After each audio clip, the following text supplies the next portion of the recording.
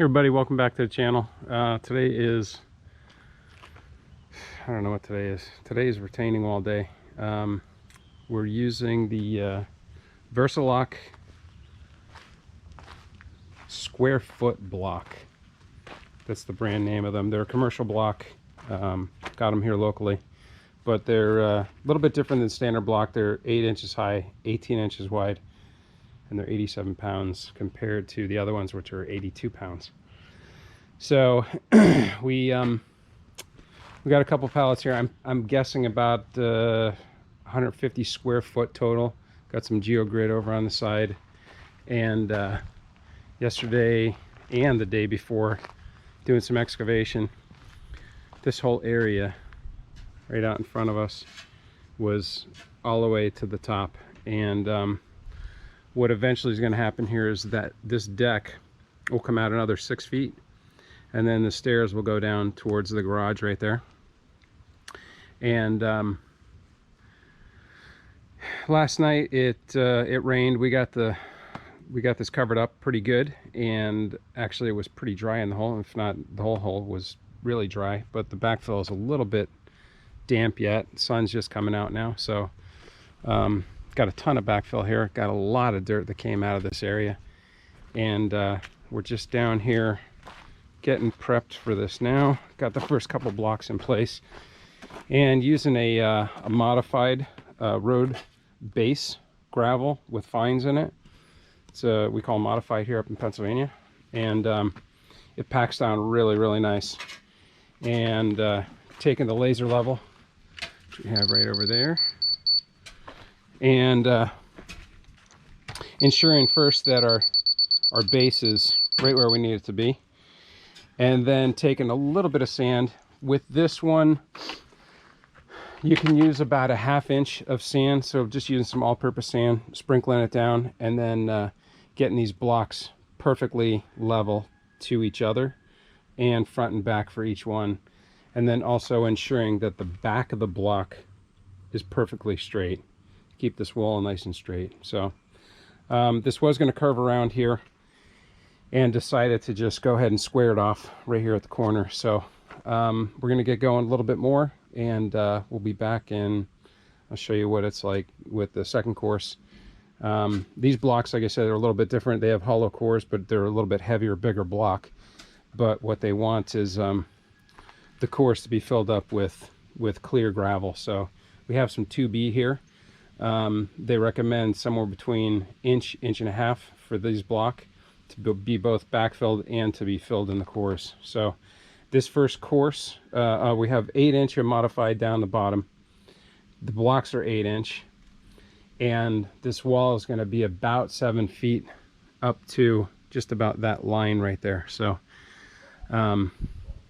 so we're going to have geogrid in here every 2 feet, about 6 feet back, and we're going to come out, like I said, probably another block here, and then we're going to turn the corner, and a second block, and then both of those block will actually be ground level. And then once we start there, I'll show you the drainage that we're going to put in around the back. It'll be drainage, and then drain out to the front of the block, and yeah, be back in a minute. All right, so I said I'd be back in a minute. It's actually been about a week. We had a bunch of rain. Again, I just know I said in the first video we had rain overnight, but in the first part of the video, but we had rain at least for a couple days. So put a tarp across the whole thing, and it really saved it, and it did a really good job. So we got our second course up. Like I said, we got 2 in the ground right now. This is the third one up out of the ground. So the drainage is at ground level, which is what they want. I wanted to originally put it out the front, but I didn't have any grates that would do a good job here aesthetically out the front to just hide it. So what I did is pitched it all the way around the corner, and then all the way down to the end. I need about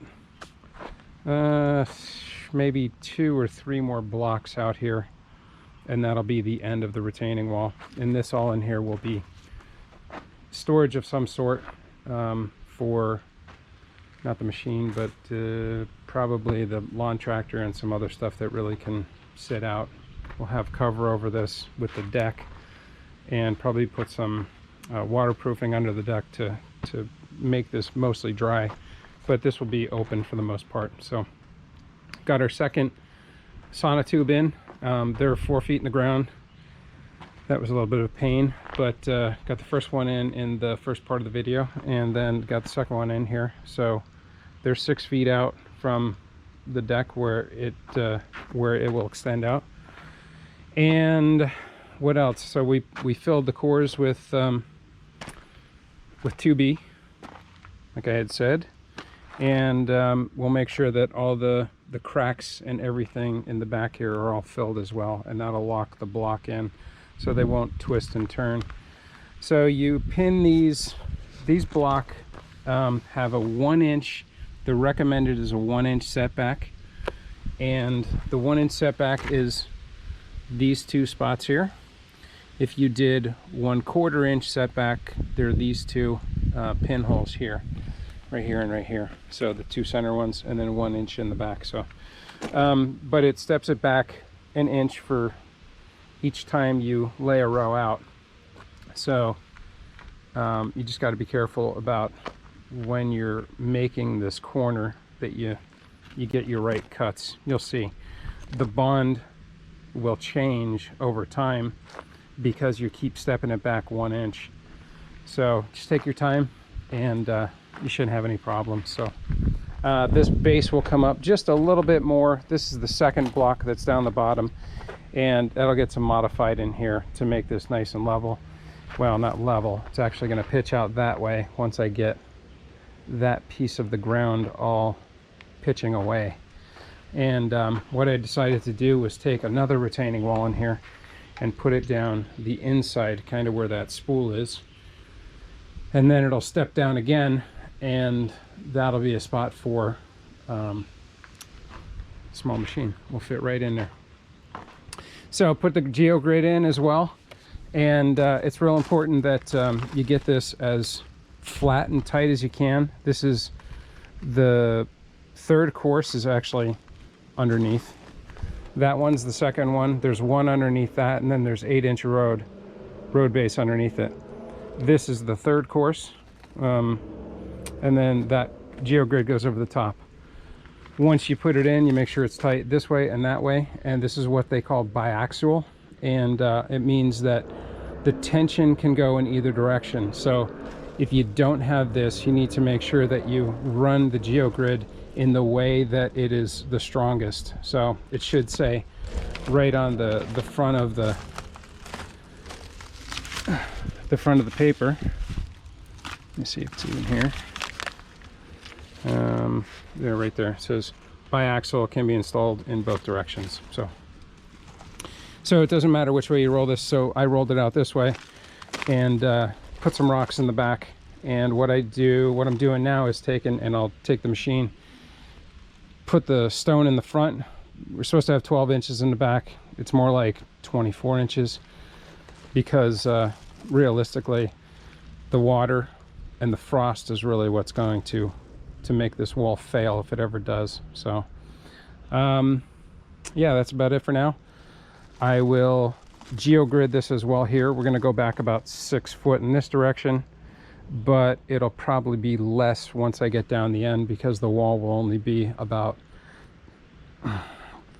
3 to 4 foot. So we shouldn't have a problem there.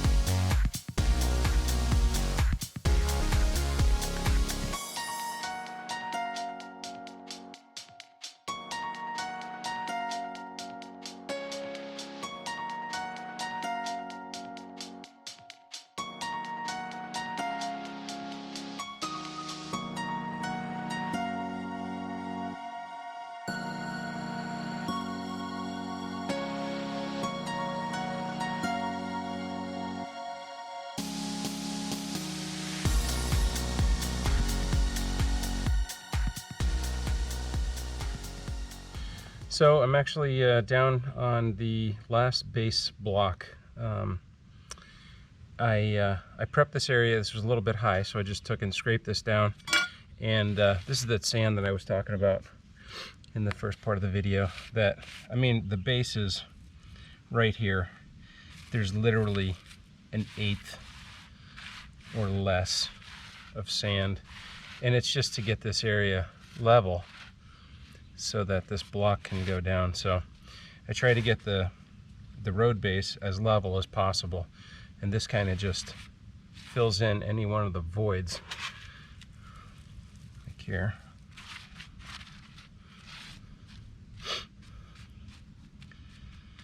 And grab a block.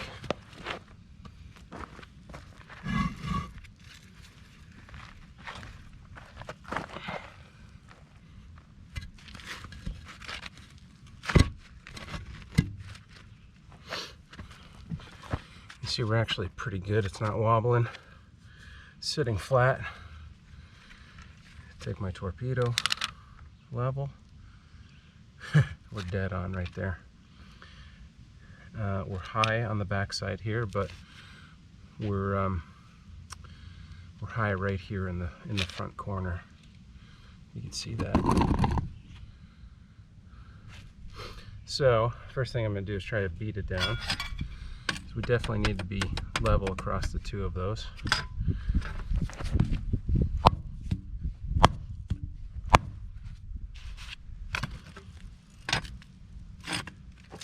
That's perfect.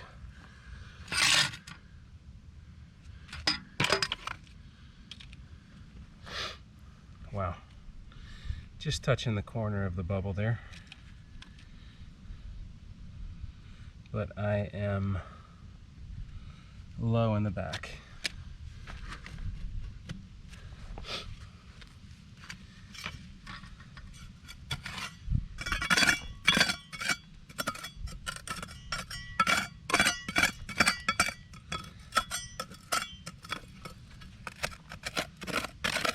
I'm just digging out in the front here because my block is crooked.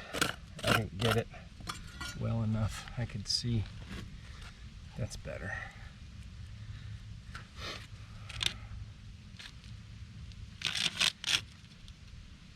We're low in the back.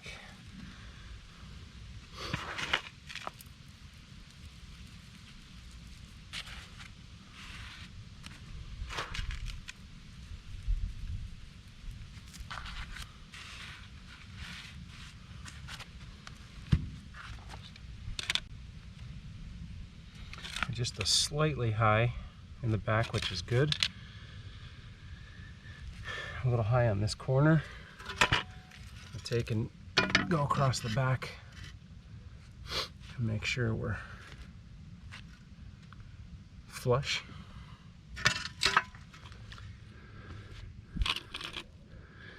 Gotta watch this sometimes. There it is. Because there's little high spots on some of the blocks. You can see where one was rubbing against the other one.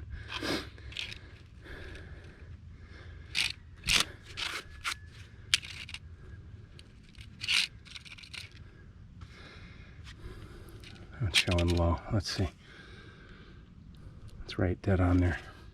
Again, they're not totally perfect, but you got to get it really as close as possible and make sure that this is perfectly even. Otherwise you'll get a wobble and it'll look like they're separating there. So,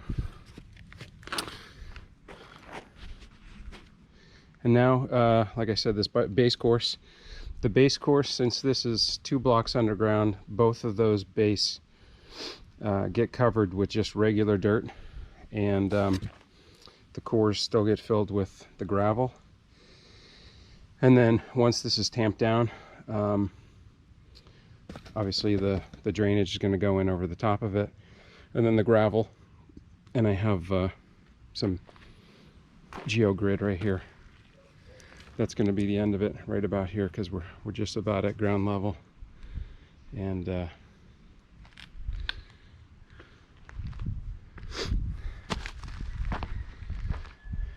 this is the second course of geogrid. Just went down for this one, This is only going to go up, let's see,